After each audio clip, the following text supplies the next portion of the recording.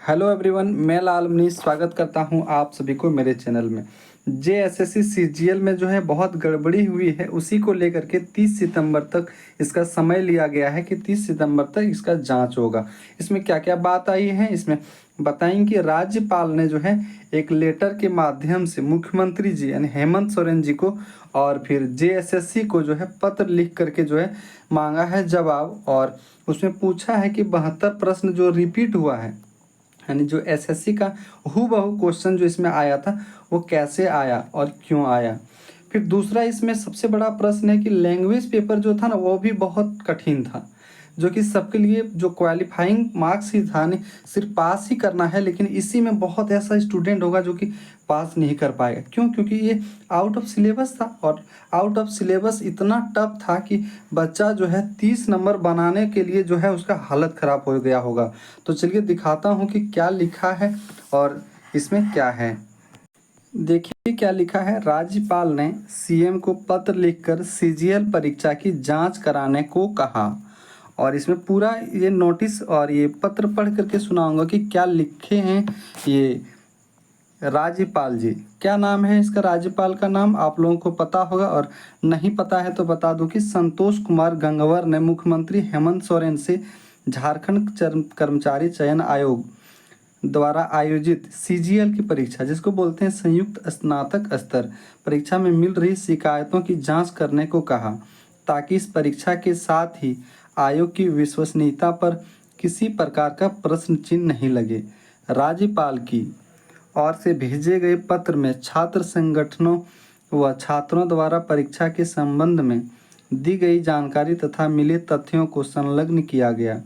दूसरी तरफ बता दें कि राज्यपाल ने झारखंड कर्मचारी चयन आयोग के अध्यक्ष से भी सीजीएल परीक्षा के संबंध में तथ्य के साथ यानी तथ्य में क्या मिल दिया है, सीडी और पेन ड्राइव भी इसमें आगे जिक्र किया है, स्थिति स्पष्ट करने के लिए कहा है। उल्लेखनीय है कि 21 व 22 सितंबर को आयोजित सीजीएल परीक्षा में गड़बड़ी की शिकायत कई छात्र संगठनों ने की है। छात्रों ने कहा है कि 22 सितंबर को प्रथम पाली की परीक्षा शुरू होने से पहले ही प्रश्नों का उत्तर कई अभ्यर्थियों के पास उपलब्ध था।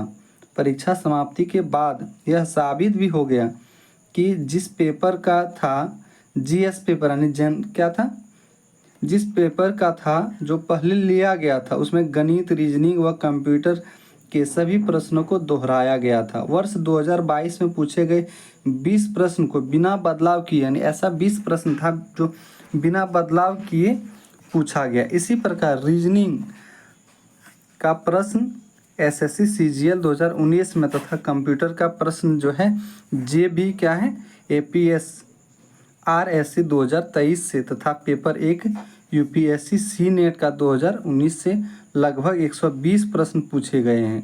कई जगहों पर प्रश्न पत्र व पैकेट पहले से खुले मिले हैं। और मैं दूसरा इसका दिखाता हूँ ये प्रूफ।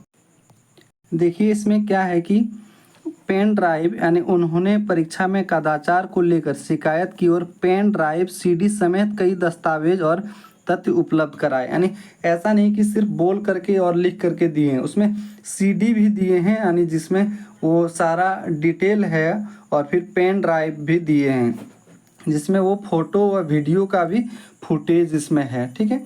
और इसमें नेक्स्ट इसमें बता दूं कि जेएसएससी दफ्तर के आसपास यानी जेएसएससी जो कार्यालय है उसके आसपास धरना और प्रदर्शन पर लगी रोक। अब वहां जा कर के लड़के लोग जो है जो कुछ था प्रूफ वो साक्ष्य लेकर के गए थे, तो क्या है कि वहां भी जाने से रोक लगा दिया है जेएसएससी कार्यालय के द्वारा।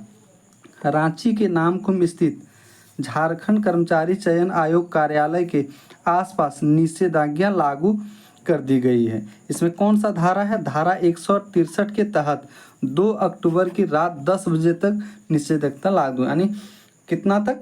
2 अक्टूबर के तक जो है वहाँ लगा हुआ है, क्योंकि जान रहा है कि 2 अक्टूबर यानी एक सप्ताह के आसपास जो है जो लड़का आंदोलन कर रहे हैं या तो फिर जो इसको प्रूफ जिसके पास है वो थोड़ा शांत हो जाएंगे और मैटर हो सकता है शांत हो जाए। तो कितना दूर तक नहीं जाना है? 100 मीटर के दायरे में धरना प्रदर्शन, घेराव, जुलूस, रैली या आम सभा पर रोक लगाई गई। 100 मीटर तक। तो जेएसएससी के कार्यालय के सामने जो जगह है ना वो 100 मीटर तक जो है ज़्यादा स्पेस है, वहाँ तक ही यदि रोक लगा देती है तो क्या होगा कि वहाँ लड़के आंदोलन नहीं कर पाएंगे उस जगह पे। उक्त आदेश जिला प्रशासन द्वारा प्रतिनियुक्त किसी भी पदाधिकारी अथवा सुरक्षा बलों पर लागू नहीं होगा। ये किसके ऊपर लागू नहीं होगा? कोई भी जो है प्रशासन के ऊपर लागू नहीं होगा, कोई पदाधिकारी के ऊपर लागू नहीं होगा, कोई सुरक्षा बल के ऊपर लागू नहीं होगा। निषेधाज्ञा के दौरान किसी भी तरह के सार्वजनिक आयोजन के लिए समक्ष प्राधिकार से पूर्वानुमति आवश्यक, यानी कोई भी यदि कुछ करता है आंदोलन या तो कुछ, उसको पहले से जो है इसमें आपको आज्ञा लेना पड़ेगा। तो चलिए नेक्स्ट जानते हैं इसमें कि और क्या इसमें आएगा, और इसका जांच करने के लिए जो है आदेश भी दे दिया गया है। तो हम लोग इसका इंतज़ार करेंगे कि क्या होता है, या तो फिर ज़्यादा यदि साक्ष्य मिला होगा तो हो सकता है कैंसिल भी हो जाए, और यदि कम यदि मिला होगा कुछ तो ये कैंसिल नहीं होगा, क्योंकि आंसर की भी जारी हो चुका है और रिजल्ट भी बहुत जल्दी इसका आ जाएगा। अगर मेरे चैनल में पहली बार जुड़े हैं तो चैनल को सब्सक्राइब कर लें ताकि इसी तरह का वीडियो आपको मिलता रहे। धन्यवाद।